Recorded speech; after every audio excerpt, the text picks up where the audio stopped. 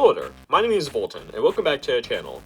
In this video, we're going to be on the flat world again, and this time we're going from day 800 to day 1000. Make sure you watch till the end because I do have some words to say at the end. It's worth noting that this entire episode was recorded with replay mod, and the reason for this was actually because of a YouTuber known as Toontomaton. His videos were always recorded with replay mod, and it always looked super good. Much better than anything recorded just from first person, like how I normally record my videos. My episodes going forward will be mostly recorded with a replay mod, with one or two exceptions here and there.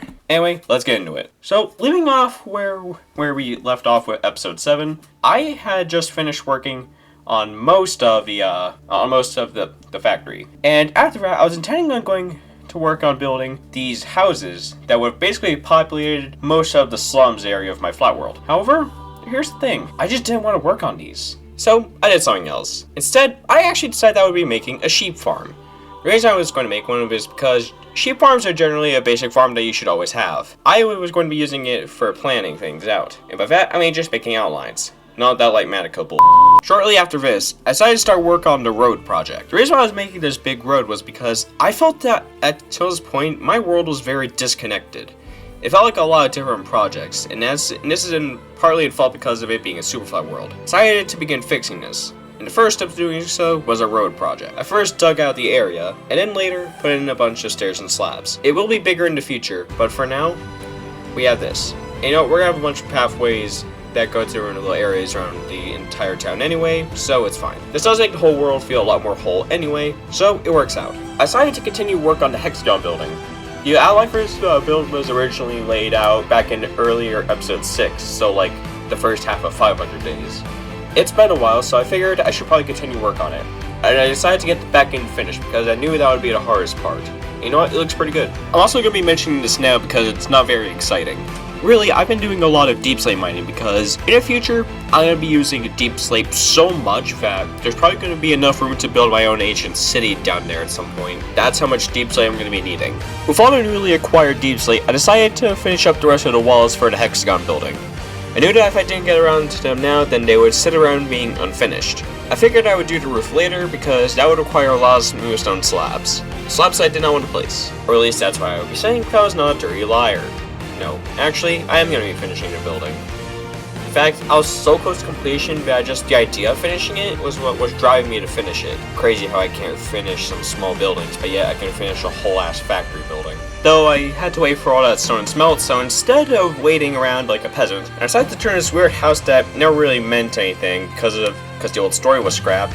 Instead, I replaced it with a bunch of rentals because honestly, this made much more sense considering the circumstances that all these people are living in, and also just makes just a lot more sense in general. Okay, pause. Since I'm using replay mod and I'm just explaining stuff, that means everything has gone by really quickly, and we're only 3 minutes in and it's already been 72 days. Oh, Jesus Christ. Okay, this video should be normal length, and I have been meaning to make my episodes up shorter anyway. I do have a way of making this episode longer. You'll have to wait and see it though. Anyway, back to what we were doing. There was no more procrastinating, it was time to build the roof. So I got some stairs placed in, and then it was time to put in a ton of smooth stone slabs. These took a while to get, I'm not gonna lie, but you know what? It looks great. The outlines were placed like 400 days ago, so I'm glad to have the whole thing finally done. I also decided to finish up that sweatshop building near the back of that. I'd started on 800 days, but didn't really finish. Timeout. Let me remind you of something. During these past few episodes, I've slowly added on to this dirt pattern on the ground. However, we haven't done very much of it. I plan on changing that this episode, and to do that, I'm going to need a lot of dirt. So, that's what I did. I grabbed a lot of dirt. I decided to start by firstly just doing the area just around the factories and whatnot. I figured this area you needed the most attention since we've already been focusing on it, and plus I kind of just wanted to hide that villager path since at this point I just kind of want all traces of the village to be gone. You probably can't see it that well because I'm using the bare bones texture pack, but basically, the design I'm using for the ground is just a combination of coarse dirt and normal dirt. It's worth knowing now that I think maybe even up to half of the play time in these later 100 days was basically just me doing this dirt pattern in the floor. I'm probably not going to be showing that much of it because it's not that interesting. I also decided today to finally just get rid of these houses over here because honestly, I really just I've never enjoyed working on them. They've always just been a drag, and honestly, I've never wanted to work on them You know what, I knew that if I wanted to make progress in this world, something needed to change. So, I decided to just cut my loss and get rid of these houses. And you know what, I have a lot better plans for what's going to go here. So yeah, don't worry, it'll all work out. And I've begun construction on the replacement here. This is basically going to be a bunch of houses like 10 minutes from the Gilded Age of the United States, lined up like this. However, one of the rooms is actually bigger than the others, so whoever gets those is actually filthy rich because, yeah, this is a capitalist economy, you know? I actually remember this building one of the most expensive ones I've had to do in a while because of how many bricks and granite I had to use. Because the only way I can get those is by buying them. But however, I don't have sufficient villagers currently. I'll have to sort that out in episode 10. Anyway, the last thing we had to do was integrate it into the world by using pathways and the dirt trick I showed you before. It's very easy. Now, it's time for us to move on to another building. It'll be right next to this one. The next build is going to be a school building. I've had this in mind for a while now, actually. I decided that I would map it out first with an outline made of wool blocks from the wool factory. And then I figured for the outside, I would use deep slate. Anyway, I put it in the walls and floor, and then I started putting in all the details like the lockers and eventually, I built up the rooms, which I used using stone brick. The carpet, though, was a bit of a pain because I used the full blocks for some reason. So I decided to get some furniture in next. I figured, you know what, may as well just make it basic. And so I went with dark oak. For the roof, even more basic. Just like in school, just tiles. Just infinite amounts of tiles. I knew I wanted the school to look big, but I didn't think there was room for a second floor. So instead, I decided to just make the roof look more magnificent. And that worked.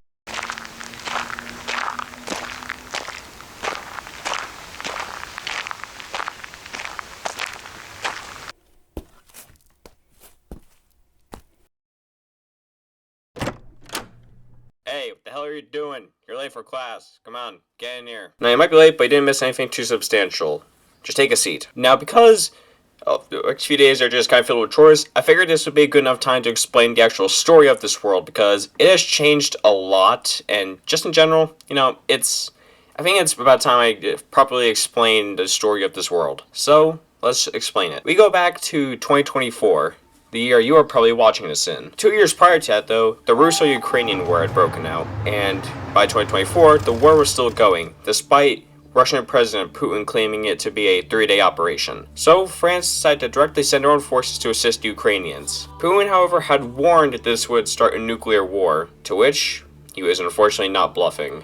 The world would fall into a nuclear Armageddon, and many of the governments lost control, before eventually, the whole world was basically anarchy for a long time, before finally, everything settled. And after a while, a new empire arose in Europe, this being the Third French Empire. It was a big empire, it was very respectable, it's the strongest one in Europe. However, eventually, everyone was tired of the autocratic policies, and a new movement arose. This being the Industrial Independence Movement, a movement to free the North from the control of the Empire. Turns out there were a lot of movements like this, and well, by basically the early 2000s, the Empire was gone, and there was just the French state. Industria, however, had snatched basically everything important to the Third French Empire, making it the new strongest country in Europe. Although it was formed on a basis of freedom, over time, it would develop to not be very free. People grew power hungry, especially due to how powerful they had become from everything, really. And for a while, industry would survive. Over in North America, in the meantime, the United States of America had crumbled. The government had to flee Washington, D.C., and set up refuge in an outpost to the south of it. By then, basically, that was the only thing the government controlled. Everything else, just like it, was anarchy. Over time, they gained a reputation of more so being raiders now, more than anything. But finally, they decided to begin focusing on a reconquest of sorts, and regaining the lands of the former United States, or at least something like it. And they began to expand. However, this expansion became very costly, and ended up being very much slowed down. And by 3024, this is what it looks like. However, nobody calls it the United States of America, despite this still being basically the same government. People now call it the United States of Fredonia, because it's supposed to insult the Fredonian government a bit, you know, because, you know, it's derived from freedom, while it's not more like a country name, even though, at this point, the country was de facto fascist, but the government ran with it, and the new constitution would enforce the name United States of Fredonia. Their goals of reuniting the United States in some form had never vanished, and maybe they never will. Meanwhile, back with Industria, in 3001, the Lowland Rebellion broke out. The Lowlands had had enough of Industrian oppression, believing the country had truly become just nothing more than another version of the Third French Empire, and they wanted independence to form a new Benelux of some sorts. This rebellion was crushed, and in the past 20 years, the lowlands have been under the military occupation. Maybe things aren't going so well for industry after all. There is a German autonomous zone, which roughly follows where the German population lives. But maybe they're not happy either. The future will change for Industria. But for now, it survives. Anyway, back to work. The last thing I wanted to do this episode was get this big splotch here filled in. You know, it's like the third bite of the sandwich. You just gotta get it done. And the thing I wanted to do here was make a marketplace. I've had this idea in mind for a long time, and I just wanted to do it already. So, I used a lot of wool from the wool factory to make canopies and whatever, and I was able to get a pretty nice marketplace going. You know what, it looks really nice during the nighttime too. After that, it was simply just a means of putting in the same ground pattern that I've shown you all before. This is very easy to add at this point, and it's really just not really worth talking about. At this point, it was basically just a matter of time until I reached day 1000, and I just had some more building projects to do. Eventually, after all the hard work throughout the past year, not joking, it finally happened. Day 1000. In the echoes of the night we find our way. So now that we've hit day 1000, what's next? Well, you're actually probably going to be seeing episode 9 tomorrow, actually, because episode 9 will be the world tour, which will basically show everything we've done from day 1 that still exists to day 1000.